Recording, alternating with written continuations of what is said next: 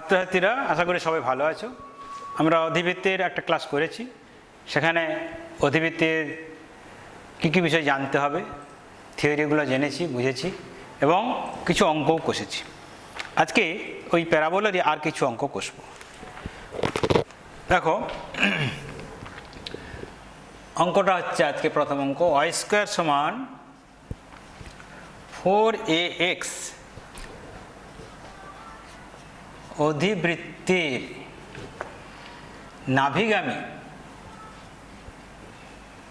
নাভিগামী কোনো জায়ের একটি প্রান্তবিন্দু স্থানাঙ্ক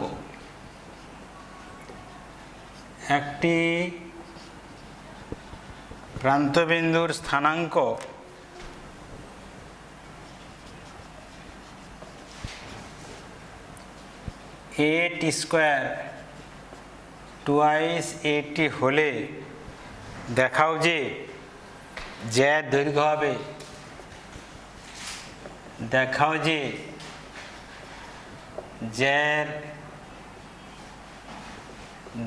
হবে a into t plus 1/t এর হোল স্কোয়ার। এটা বিভিন্ন কম্পিটিটিভ পরীক্ষা আসে, ফাইনালেও আসতে আমরা দেখেছি। তাহলে একটু আমরা আগের ক্লাসে আলোচনা করেছিলাম কি, যদি নাভিগামী ওয়াই স্কোয়ার সমান 4x এরকম একটা অধিবৃত্তের সমীকরণ নিয়ে আমরা আগের ক্লাসটা শেষ করেছিলাম। তার একটি প্রান্তের স্থানাঙ্ক at স্কোয়ার টুয়াইস at হলে অপর প্রান্তের স্থানাঙ্ক কী করেছিলাম না a/t স্কোয়ার মাইনাস 2a/t। তাহলে আমরা সেইটা কিন্তু প্রমাণ করব না এখানে। তোমাদের পরীক্ষায় যখন অঙ্কটা আসবে আগের যেটা প্রমাণ করা হয়েছিল ওটা কিন্তু প্রমাণ করতে হবে। আমরা যেহেতু আগের অঙ্কে প্রমাণ করেছি তাই আর এখানে প্রমাণ করছি না। তাহলে যে ওয়াই স্কোয়ার সমান লিখব, যেহেতু ওয়াই স্কোয়ার সমান 4ax অধিবৃত্তের নাভিগামী একটি জায়ের একটি প্রান্তের স্থানাঙ্ক at স্কোয়ার টুয়াইস at, সুতরাং অপর প্রান্তের স্থানাঙ্ক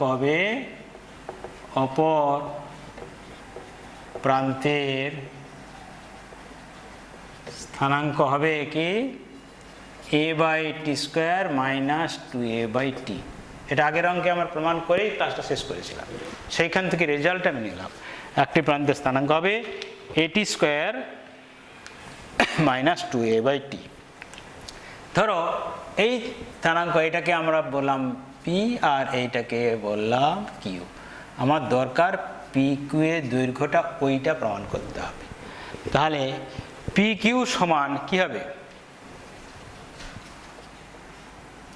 x1 minus x2 whole square, মানে at square minus a/t square whole square plus y1 minus y2 2at minus a plus 2a/t এর হোল স্কোয়ার সমান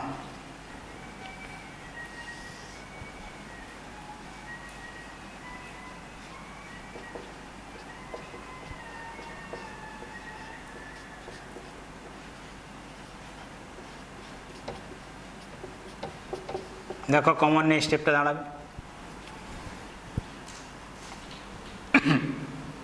এখানে স্কোয়ার মাইনাস বি স্কোয়ার, তার whole square আছে। স্কোয়ার মাইনাস বি স্কোয়ার মানে কত, a plus b into a minus b. তাহলে এইখানটায় দাঁড়াবে a square into t plus 1/t whole square into t minus 1/t whole square plus 4 square into t plus 1/t এর whole square. তাহলে কি common চলে আসবে দেখো তো, এই a স্কোয়ার কমন আসবে আর টি প্লাস 1/t এর হোল স্কোয়ার কমন রুটের বাইরে বেরিয়ে এলে তাহলে হবে a into t plus 1/t into রুটের মধ্যে কি পড়ে থাকলো টি মাইনাস 1/t এর হোল স্কোয়ার প্লাস 4। প্লাস 4কে আমি লিখতে 4 ইন্টু 1। পরের লাইনে এই 1টা কী করছি দেখো, সমান a into t plus 1/t into root over of এই টি মাইনাস 1/t এর হোল স্কোয়ার প্লাস 4 ইন্টু 1কে করছি টি ইন্টু 1/t। সুবিধা কী হলো? আবার ক্লাস 7-এর সূত্রে তুমি চলে গেলে কি a মাইনাস বির হোল স্কোয়ার প্লাস 4ab সমান a প্লাস বির হোল স্কোয়ার। এখানে এটা টি বিটা 1/t, তার মানে হয়ে গেল a into t plus 1/t into root over of t plus 1/t এর হোল স্কোয়ার। এর বর্গমূল হলে আর একটা টি প্লাস 1/t আসবে, তাহলে গুণ হয়ে যাবে একবারে টি প্লাস 1/t এর হোল স্কোয়ার। দেখো এইটাই প্রমাণ করতে ছিল, দৈর্ঘ্য হবে a into t plus 1/t এর হোল স্কোয়ার। তাহলে এই সহজ ক্যালকুলেশনটা, এটা কোনো সমস্যা নয়। দুটি বিন্দুর মধ্যবর্তী দূরত্ব নির্ণয়ের সূত্র ক্লাস 9-এই করেছে, আবার যা সূত্রগুলো ব্যবহার করেছি ক্লাস 7-এ এখানে বীজগণিত সূত্র কাজে লেগেছে। শুধু 11-এ কি পোর্শনটা, 11-এ তোমাকে যেটা প্রমাণ করতে হবে, একটির প্রান্তের স্থানাঙ্ক এটি স্কোয়ার 2 এটি হল অপর প্রান্তের স্থানাঙ্ক টি স্কোয়ার মাইনাস 2/t হবে, এইটা প্রমাণ করতে হবে। এখানে কেন করলাম না? যেহেতু এই প্রমাণটাই আগের অঙ্কে আমরা করেছি। তাহলে দেখো অঙ্কটা সহজভাবে ক্যালকুলেশন হয়ে গেল, একটা ইম্পর্টেন্ট অঙ্ক হয়ে গেল। এইবার দেখো এইটারই মতো করে এইটার প্রয়োগ করে আমরা যদি আর একটু অঙ্ক করছি, দেখো কেমন দাঁড়াবে।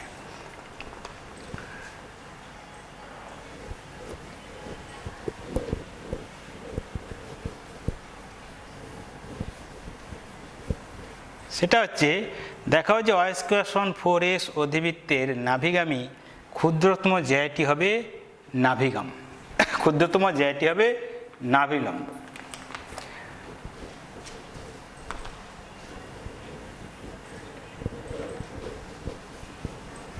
প্রমাণটা অঙ্কটা হচ্ছে দেখাও যে y স্কোয়ার সমান 4ax অধিবৃত্তের নাভিগামী ক্ষুদ্রতম জ্যাটি হবে নাভিলম্ব। যদি ছবিটা এইরকম একটু এখানেই, তাহলে তোমার বুঝতে সুবিধা হবে।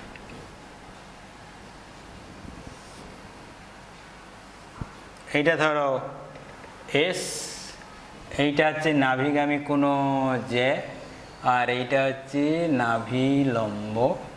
এইটাই মনে করি পি, এটা তো a0 হবে যেহেতু y স্কয়ার সমান 4x আছে, আর শীর্ষ তো আমরা জানি ওটার ক্ষেত্রে হয় 0 0, আর এটা কিউ বিন্দু, আর এটা এল লেস্ট। এল লেস্ট সমান কত? তাহলে আমরা জানি, একটু আগে প্রমাণ করলাম না, যদি নাভিগামী যেহেতু যায়, তাহলে একটা প্রান্ত যদি এটি স্কোয়ার হয়, একটা প্রান্ত এটি স্কোয়ার 2 এটি হয়, তার অপর প্রান্তে কত হবে?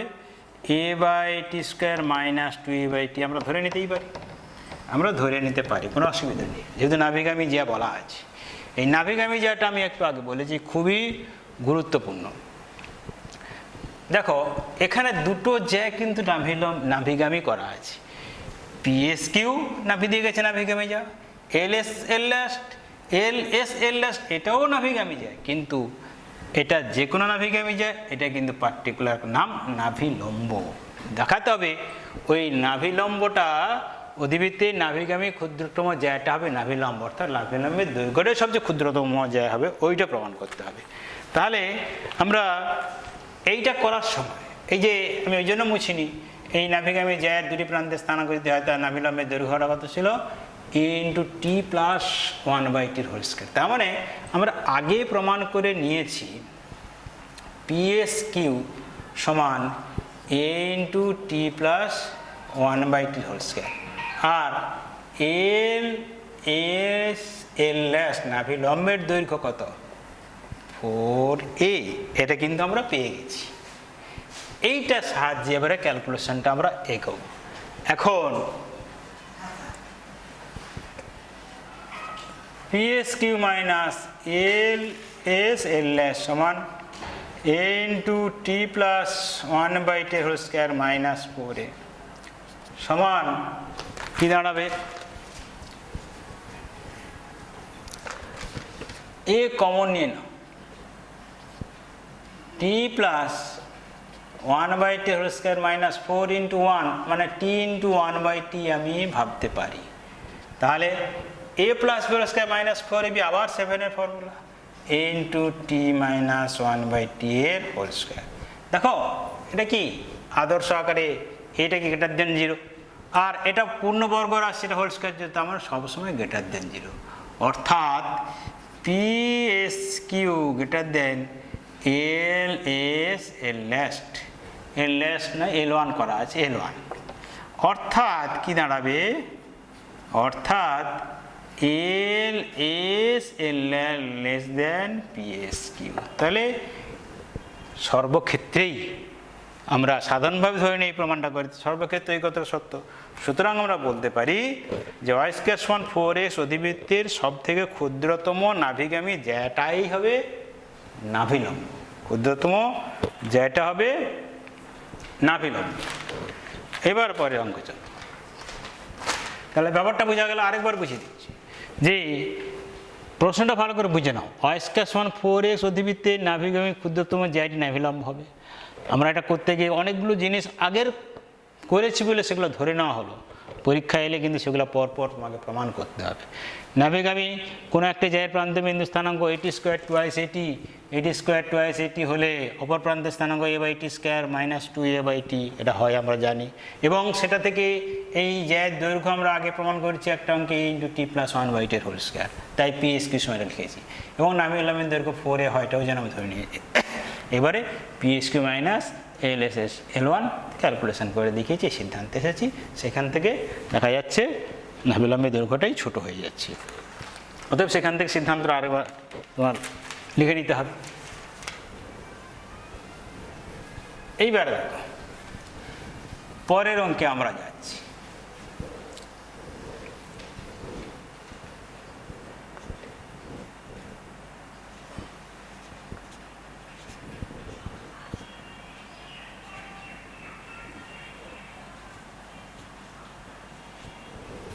দেখো y স্কয়ার সমান 4x অধিবৃত্তের নাভিগামী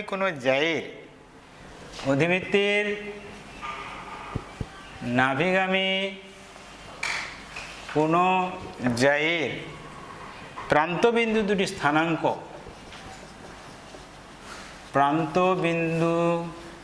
দুটির স্থানাঙ্ক x1 y1 ও x2 y2 হলে প্রমাণ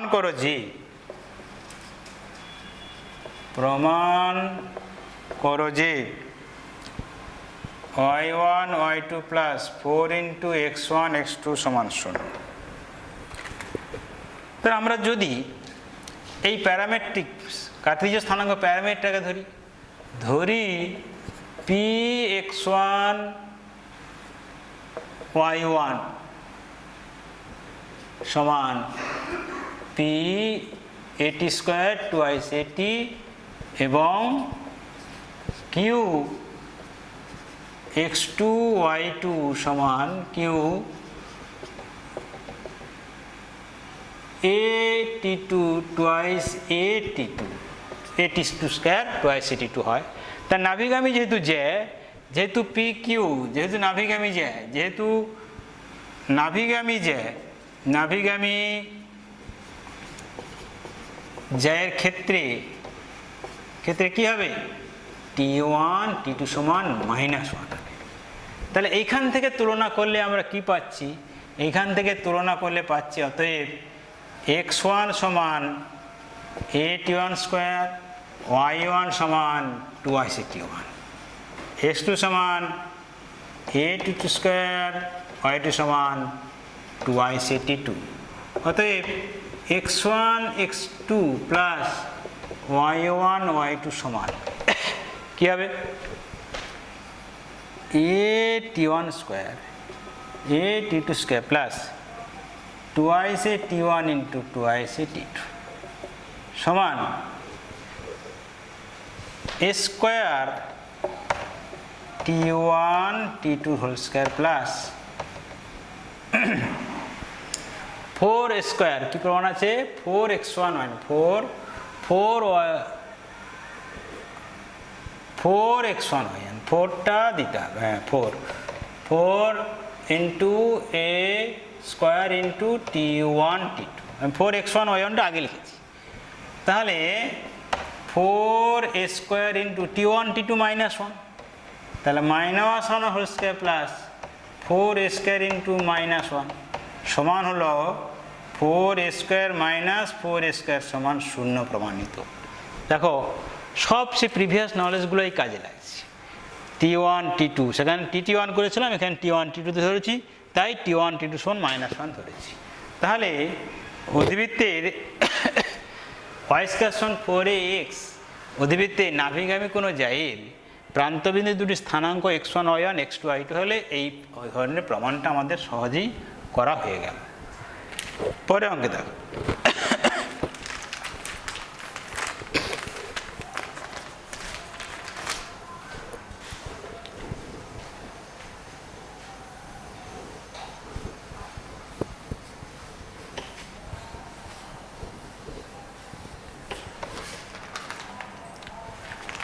পরে অঙ্কে দেখো কোন অধিবৃত্তের নাভিগামী কোনো জায়ের প্রান্তবিন্দু কোটিদ্বয়ের গুণফল ধ্রুবক বলছে দেখাও যে অধিবৃত্তির নাভিগামী কোনো জায়ের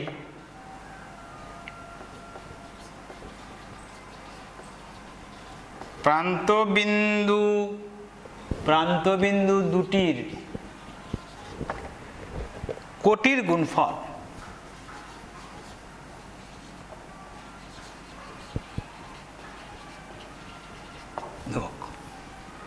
তাহলে ধরি অধিবৃত্তের সমীকরণ ধরি কিছু বলা নেই আদর্শ সমীকরণ ধরব অধিবৃত্তের সমীকরণ y স্কয়ার সমান 4x তাহলে এই অধিবৃত্তের দুটি প্রান্তবিন্দু স্থানাঙ্ক নাভিগামী জায়ের এই অধিবৃত্তের নাভিগামী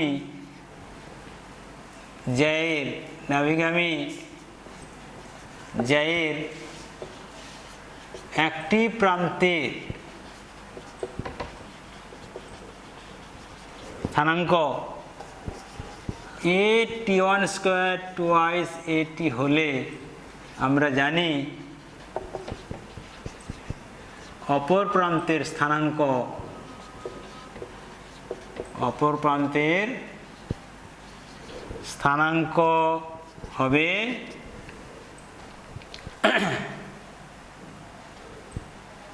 কত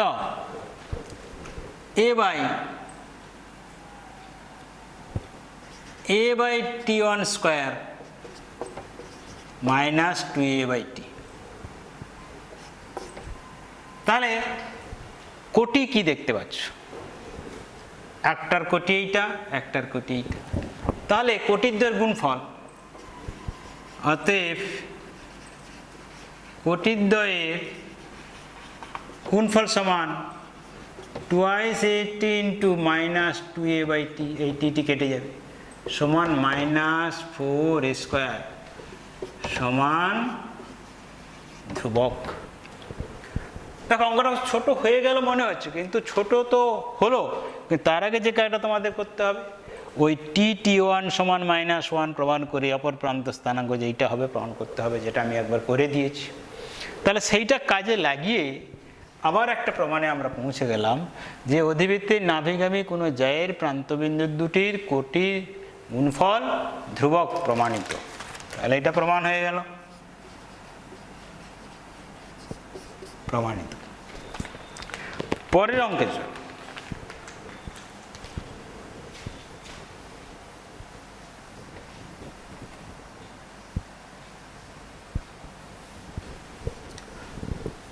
পরের অঙ্কে দেখো, একটু কনসেপচুয়াল অঙ্ক। সেটা হচ্ছে, সংক্ষেপে লিখছি, অধিবৃত্তের নাভি দেওয়া আছে। অধিবৃত্তের নাভি স্থানাঙ্ক হচ্ছে -2 আর অধিবৃত্তের নাভি -6 -6।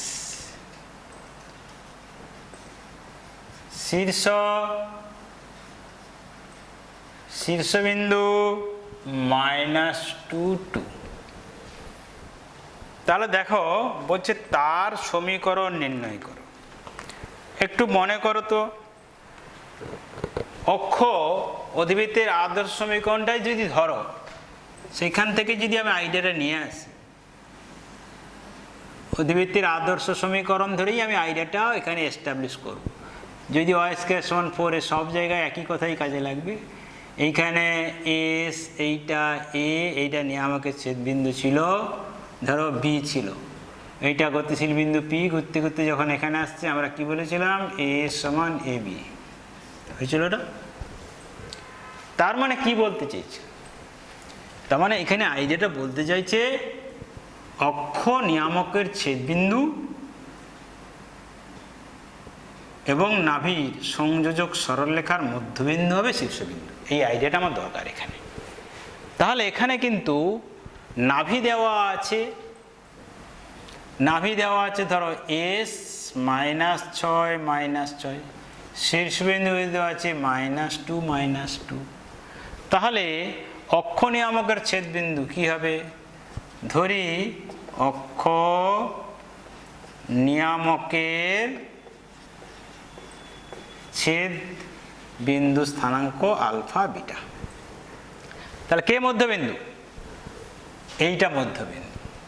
এইটা যদি তুমি বি বিন্দু ভাবো, তার মানে আমি ছবিটা এবারে যদি করে দিই এইরকম, এইটা এ বিন্দু দাঁড়াবে, এইটা সাপোজ এইটা এরকম, এইটা বিটা হচ্ছে আলফা বিটা, তাহলে এইটা শীর্ষবিন্দু -2 2 মধ্যবিন্দু হবে। তাহলে শর্তানুসারে কি লিখবো, অতএব আলফা -6/2 সমান -2 বা আলফা -6 সমান -4, তাহলে আলফা সমান 2। এবং আরেকটা কী পাবে, বিটা -6/2 সমান 2, তাহলে বিটা সমান 4 + 6 সমান 10। তাহলে অক্ষ নিয়ামকের ছেদবিন্দু স্থানাঙ্ক কত পেলে, এইটা হয়ে গেল তোমার 2 আর 10। অক্ষ নিয়ামকের ছেদবিন্দু তুমি পেয়ে গেলে। দেখো যদি নাভি আর নিয়ামক দেওয়া থাকে, তখন সমীকরণ বের করা যায় SP সমান PM। PM মানে এই জিনিসটা গতিশীল বিন্দু থেকে অধিবৃত্তের নিয়ামকের উপর অঙ্কিত লম্বকে PM বলেছিলাম আমরা। তাহলে এখানে নিয়ামকের সমীকরণটা জানা দরকার আছে। নিয়ামকের সমীকরণ কি করে পাবো, এই বিন্দুটা তো 2 10 হয়ে গেছে। আমরা জানি নিয়ামক আর অক্ষের মধ্যে পারস্পরিক সম্পর্ক কি, অক্ষ নিয়ামকের মধ্যে পারস্পরিক সম্পর্ক হচ্ছে তারা লম্ব। এখন অক্ষের প্রবণতা কত, অক্ষের প্রবণতা হবে, অক্ষের প্রবণতা মানে এস এর প্রবণতা কত, y1 - y2 মানে 2 + 6 বাই -2 + 6 সমান কত, 8/4 সমান 2। তাহলে প্রবণতা কত হলো, অক্ষের প্রবণতা হলো 2। আর যেহেতু অক্ষ নিয়ামক পরস্পরের উপর লম্ব, তাহলে এই দুটি অক্ষ এবং নিয়ামকের প্রবণতার গুণফল কত হবে, -1। তার মানে নিয়ামকের প্রবণতা যদি m হয়, নিয়ামকের প্রবণতা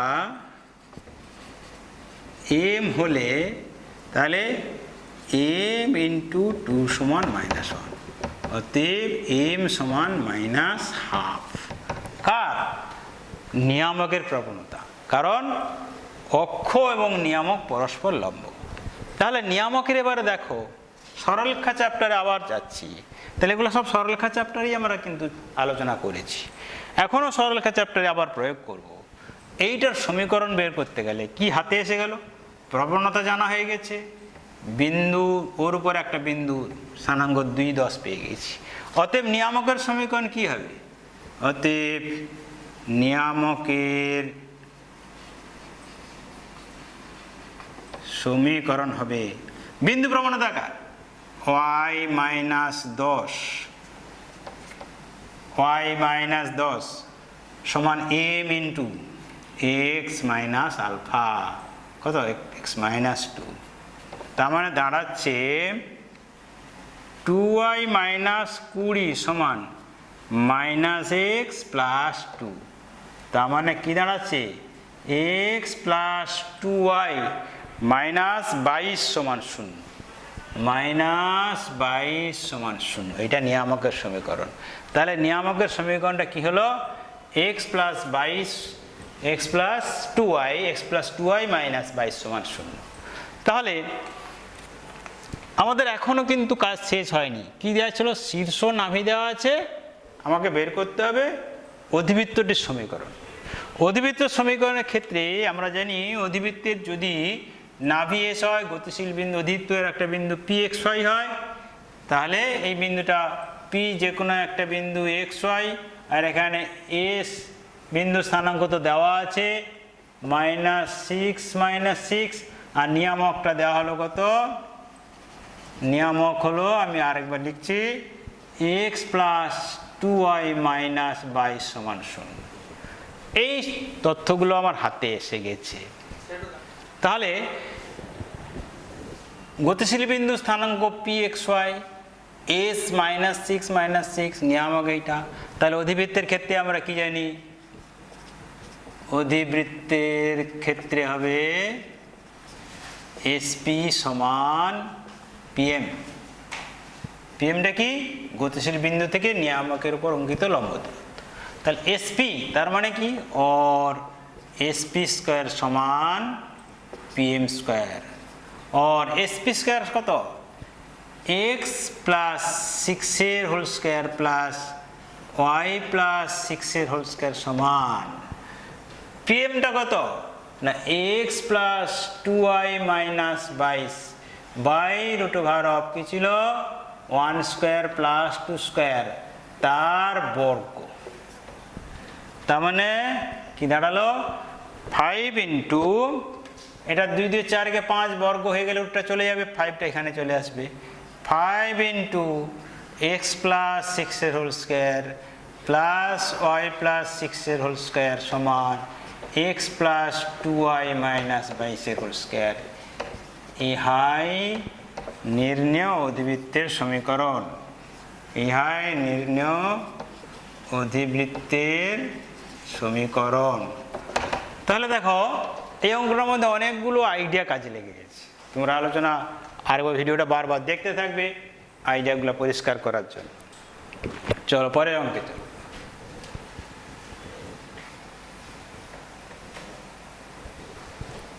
সেটা হচ্ছে ছোট্ট একটা অঙ্ক।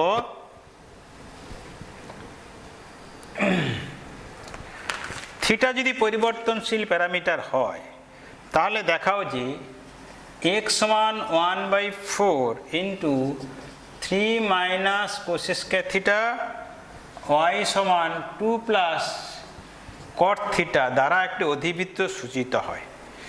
অধিবৃত্ত সূচিত হয়।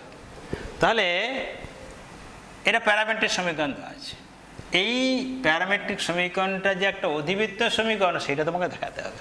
এখান থেকে আমি কি পাবো দেখো, বা 4x সমান 3 মাইনাস কোস স্কয়ার থিটা বা কোস স্কয়ার থিটা সমান 3 মাইনাস 4x। এখান থেকে পাবে কট থিটা সমান y মাইনাস 2।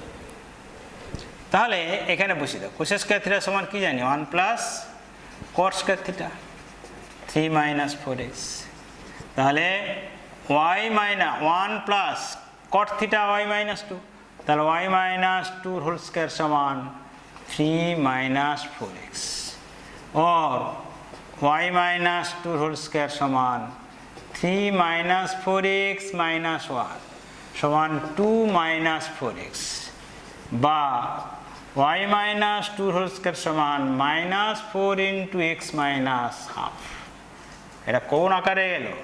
এটা হলো অধিবৃত্তের সেই আকার যেটা y minus beta whole square সমান minus 4 into x minus আকারে, যাহা এই আকারের। সুতরাং প্রদত্ত প্যারামেট্রিক সমীকরণটি একটি অধিবৃত্তের সমীকরণ প্রমাণিত। এবার এইখান থেকে যদি আরো কিছু চাই তোমরা করতে পারবে, শীর্ষ চাইছে, নাভি চাইছে, যা চাইবে তোমরা সেখান থেকে করতে পারবে। মূলত অধিবৃত্তের সমীকরণটা আসাটাই আগে কাজ, সেটা করে দেওয়া হলো। তাহলে প্রদত্ত শর্তে এটি একটি অধিবৃত্তের সমীকরণকে সূচিত করছে, প্রমাণিত। পরের ছোট্ট একটা অঙ্ক চলো।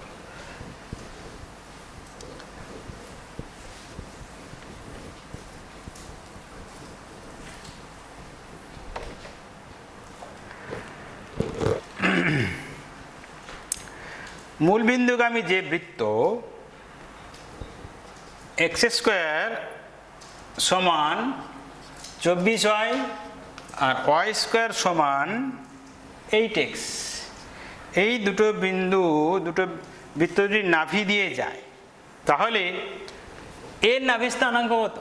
এর নাভি হবে এটা সমান 4 into 2 into x, তাহলে এর নাভিটা হবে 20। এটা সমান কি করবে? 4 into 6 into y, তাহলে এর নাভি কত হবে? 0, 6। বলছে একটা বৃত্তের সমীকরণ নির্ণয় করো যেটা মূলবিন্দু দিয়ে যাবে এবং এই দুটোর অধিবৃত্তের নাভি দিয়ে যাবে। তার মানে শেষমেশ কি দাঁড়ালো? শেষমেশ দাঁড়ালো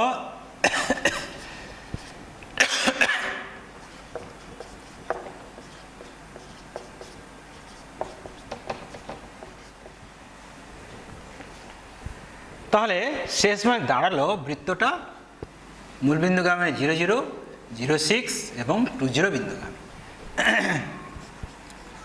ধরি বৃত্তের সমীকরণ x square plus y square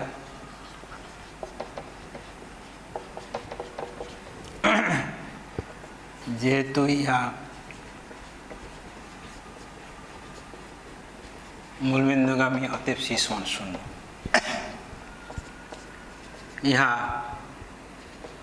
20 বিন্দুগামী হলে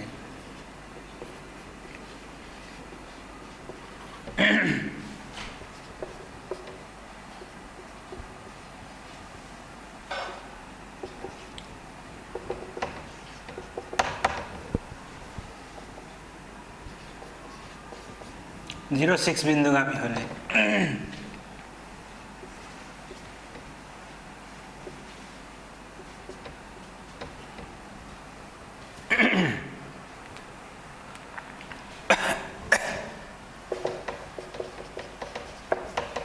তাহলে জি সমান -1 আর এফ সমান -3 পাওয়া গেল।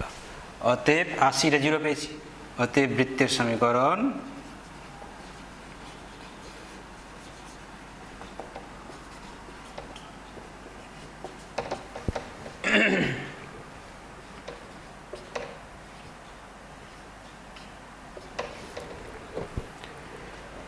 x square plus y square minus 2x minus 6y সমান 0। তাহলে দেখতে পাচ্ছ অঙ্কটা কিছুই নাই, ওভারঅল নলেজ কনসেপশন তোমার কাজে লাগবে।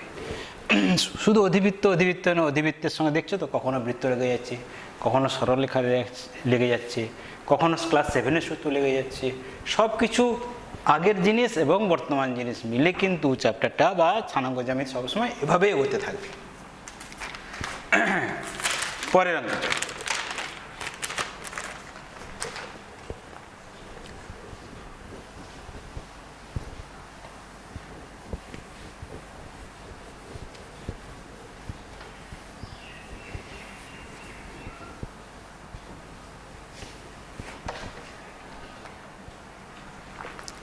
বলছে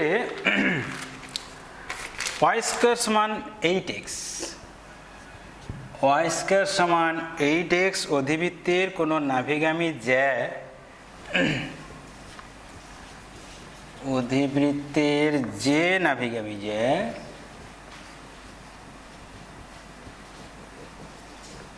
যে অক্ষের সঙ্গে 45 ডিগ্রি নত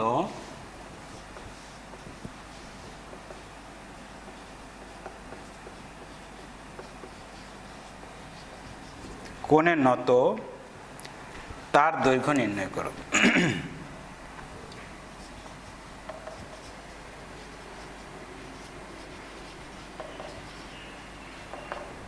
তাহলে y² সমান 4ax, y² সমান 4ax এর সঙ্গে এখানে যে তুলনা করো কত হবে, তার নাভিটা কত হবে, নাভি হবে 20, পরিষ্কারভাবে বলা যাচ্ছে নাভি হবে 20। আর নাভিগামী জ্যায়ের প্রবণতা কত, অক্ষের সঙ্গে 45 ডিগ্রি, তার নাভিগামী জ্যায়ের প্রবণতা সমান কত, প্রবণতা m সমান কত, tan 45 ডিগ্রি সমান 1। তাহলে জ্যাটি সমীকরণ কত হবে, অতএব নাভিগামী জ্যায়, অতএব নাভিগামী জ্যায়ের সমীকরণ হবে y - 0, y - 0 সমান 1 × x - 2, তার মানে দাঁড়াচ্ছে y সমান x - 2। এই নাভিগামী যে y - x - 2 এইটা পরস্পরকে ছেদ করেছে, তাহলে ওইখানে যে বসিয়ে দেওয়া যায় y এর মান x - 2 যদি এই সমীকরণে বসিয়ে দেওয়া কী হবে না, x - 2² সমান 8x, বা x² - 4x + 4 সমান 8x, বা x² - 12x + 4 সমান 0। এই যে দ্বিঘাত সমীকরণটা হলো, এর দুটো বীজ থাকবে, সেই দুটো বীজ মনে করো x1, ধরি এই দ্বিঘাত সমীকরণের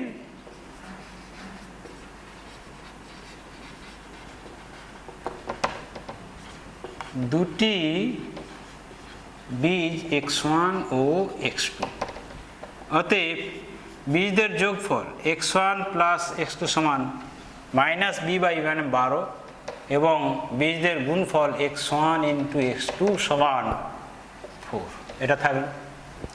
এবং এই x1 y1 বিন্দু দুটি কোথায় আছে, ওই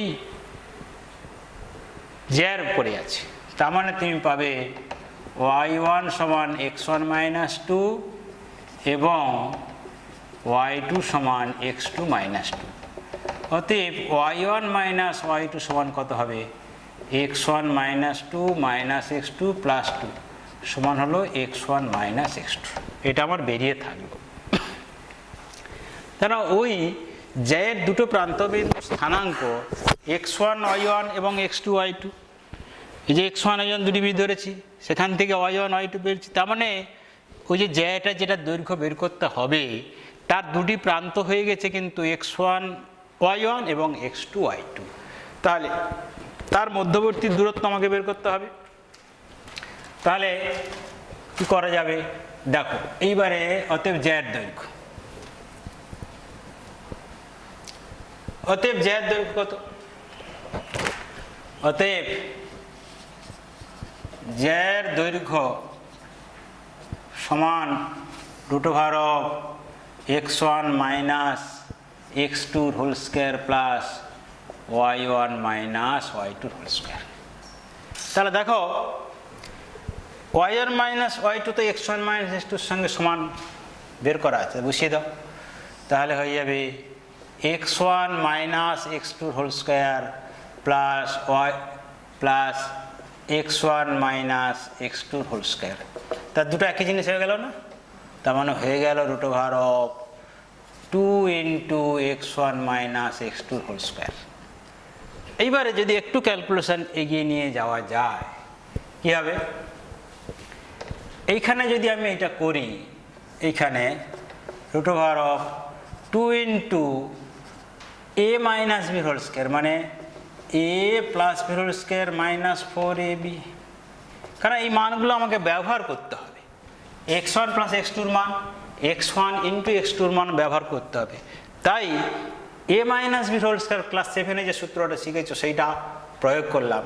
a minus b whole square মানে এখানে x1 minus x2 whole square সমান x1 plus x2 whole square minus 4x1 into x2 লেখার ফলে আমার কাজটা কমপ্লিট হয়ে যাচ্ছে প্রায়। এই মানগুলো এবারে হাতে আছে। x1 প্লাস x2 মান কত 12, তাহলে 12 square minus 4 into x1 x2 4 সমান কত হবে root over of 2 into 12 12 144 minus 16 কত 2 ইন্টু 128 সমান 2 ইন্টু 64 ইন্টু 2 64 দিয়ে 128 বর্গমূল করো 2 ইন্টু 2 2h বর্গমূল 2 64 বর্গমূল 8 সমান 16। তাহলে এই যে দৈর্ঘ্যটা জ্যাড দৈর্ঘ্য যেটা হলো সেইটা হলো কত 16 একক। দেখো এখানে কত বীজগণিত কাজে লাগছে, দ্বিঘাত সমীকরণ কাজে লাগছে, বীজগণিতের 7 সূত্র কাজে লাগছে, তারপরে এটা 9 সূত্র দুটি বিন্দুর মধ্যবর্তী দূরত্ব নির্ণয় সূত্র। তাহলে 11 কতটুকু লাগছে, বেশিরভাগটা কিন্তু আমাদের লেগে যাচ্ছে নিচু ক্লাস থেকে। এবং সেই নিচু ক্লাসের কনসেপশনটা তোমাকে এইখানে প্রয়োগ করার জন্য উপর ক্লাসে অরিজিনাল ক্লাসের বিদ্যাটা খুব কম লাগছে। এবং সেই অরিজিনাল ক্লাসে বিদ্যা লাগাতে পারবে সহজভাবে তখনই যখন তুমি নিচু ক্লাসে সব কিছুকে মনে রাখতে পারবে এবং সেটা প্রয়োগ করতে পারবে। তো ঘাবড়ানোর কিছু নেই, নিয়মিত প্র্যাকটিসের মধ্যে থাকতে থাকতে তোমাদের এই অভ্যাসগুলো একসময় আয়ত্ত হয়ে যাবে। এইভাবেই তোমরা এগিয়ে যাবে। ঠিক আছে, সবাই ভালো থাকো, সুস্থ থাকো, ভালো করে পড়াশোনা করো। শুভকামনা জানিয়ে আজকে এখানে শেষ করছি।